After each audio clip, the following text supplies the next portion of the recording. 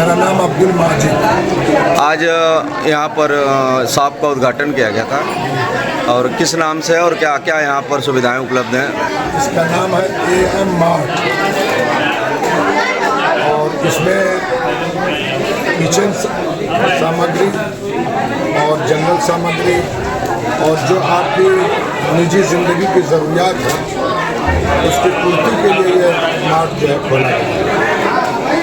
जिसे बरियाबाद जैसे क्षेत्र में और इस तरह के मार्ट को आपके द्वारा खोला गया, इससे पहले भी आपकी तमाम संस्थाएं हॉस्पिटल वगैरह में विद्यालय हैं, इसको खोलने का क्या पर्पस है? इसके खोलने का उद्देश्य है कि हम अच्छी चीज़ें और कम रेट में लोगों को मुहैया करा सकें और एक भी और सेवा का अवसर मिले।